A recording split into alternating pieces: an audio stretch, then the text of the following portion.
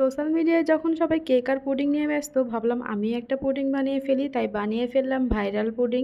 Hello everyone, আসসালামু আলাইকুম। সবাই কেমন আছেন? তো পুডিংয়ের ফার্স্ট লেয়ারটা হবে আমার জেলি। আর এই জেলি বানানোর জন্য আমি ফার্স্টে নিয়ে দিলাম অল্প কিছু পানি, আর এর মধ্যে অ্যাড করে দিলাম চিনি। আর আমি কিন্তু চুলা এখনও অ্যাড করিনি, মানে সব কিছু উপকরণ একসঙ্গে মিশিয়ে নেওয়ার পরেই আমি চুলাটা অন করব। আর দিয়ে দিলাম এর মধ্যে agar agar powder. Agar agar পাউডারটা কিন্তু জেলির একটা মূল উপকরণ, এটা ছাড়া কিন্তু কখনোই জেলি জমবে না। আর আমি ফুল পুডিংয়ে এটাই ইউজ করব। আর দেখতেই পাচ্ছেন আমি এখানে দিয়ে দিচ্ছি কফি, কারণ আমি এটা কফি ফ্লেভারের জেলি বানাবো।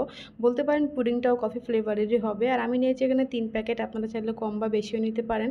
তবে আমার এই 3 প্যাকেটে অনেকটা কড়া হয়ে গেছিলো, মানে তেতো লাগছিল হালকা এই জেলিটা। এখন খুব ভালো করে মিশিয়ে চুলাটা অন করে দিয়েছি। আর দেখেন এটা গাঢ় হয়ে গেছে। যখন এটা একটু ঘন হয়ে আসবে তখন আমি ঢেলে নিয়েছি। আর আমি নিয়েছি একটা সাদা মোল্ড বা বাটি। এই বাটির মধ্যে কিন্তু আমি পুডিংটাকে জমা বাঁধাবো আর কি। তো এটা এখন ঠান্ডা করতে দিয়ে আমি ওইদিকে দুধ গরম করে নিচ্ছি, কারণ পুডিং বানাতে দুধ তো লাগবেই। তবে আজকে আমি কোনো রকম ডিম ইউজ করব না এই পুডিংটাই, কারণ এটা আমি হচ্ছে আগার আগার পাউডারতে জমাবো, এটা আমি ভাপের মধ্যে দিব না। তো এটাই হচ্ছে সেই ভাইরাল পুডিংয়ের মেন রহস্য। তো দুধটা গরম করতে করতে এদিকে আমার জেলিটা ঠান্ডা হয়ে গেছিলো, আর সেটা আমি দিয়ে দিলাম ফ্রিজে। ফ্রিজে দিলে একটু তাড়াতাড়ি হবে বলে আমার হাতে সময় খুব কম ছিল। তো জেলিটা জমতে দিয়ে এদিকে আমি দুধটাকে গরম করে নিচ্ছি। আর দেখেন বরফটা এখনও গলে নাই, এটা খাচ্ছিলাম আর কি।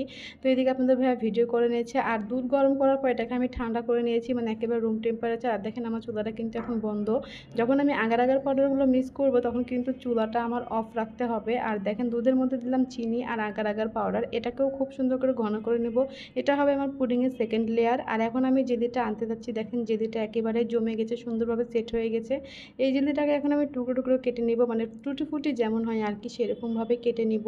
আর এটা কেটে নেওয়ার পর এর উপরে দেখেন কত সুন্দর লাগছে। তো আমি এটা খেয়ে দেখছিলাম যে এটা আসলে কেমন টেস্ট হয়েছে। তো দেখছিলাম যে হ্যাঁ অনেক সুন্দর লাগছে জেলিটা খেতে, কিন্তু একটু তেতো ছিল, কারণ কফির পরিমাণটা একটু বেশি হয়ে গেছিলো। আর এই যে দেখতে পাচ্ছেন সেকেন্ড লেয়ারটা আমি দিয়ে দিচ্ছি। এটা শুধু দুধ, চিনি আর আগার আগার পাউডারের মিশ্রণ ছিল। এটাকেও আমি সেট করার জন্য ডিপ ফ্রিজে রেখে দেবো কিছুক্ষণ, তবে ঠান্ডা করার পর। আর এটা আমি সুন্দর করে চারদিকে ছড়িয়ে দিচ্ছিলাম, মানে যে সেকেন্ড লেয়ারটা, মানে দুধের লেয়ারটা।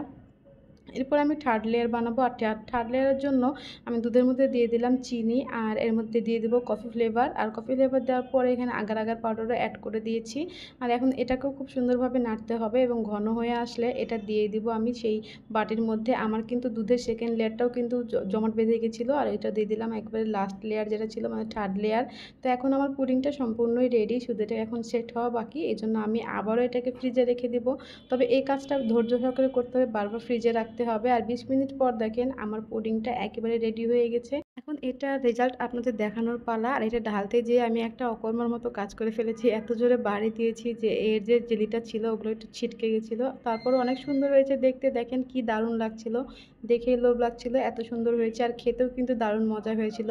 জেলিটা তেতো লাগলেও কিন্তু পুডিংয়ের মধ্যে তেতো লাগেনি, অনেকটাই মজা ছিল আর অনেকটাই মিষ্টি হয়ে গেছিলো। আপনারা চাইলে ট্রাই করতে পারেন। তবে আজকের মতো ভিডিওটা এ পর্যন্তই। সবাই ভালো থাকবেন, সুস্থ থাকবেন। ভিডিওটা কেমন লাগলো অবশ্যই জানিয়ে দিবেন। আর আপনারা বানিয়ে খাবেন, আমাকে একটা কমেন্ট করে যাবেন। আল্লাহ হাফেজ।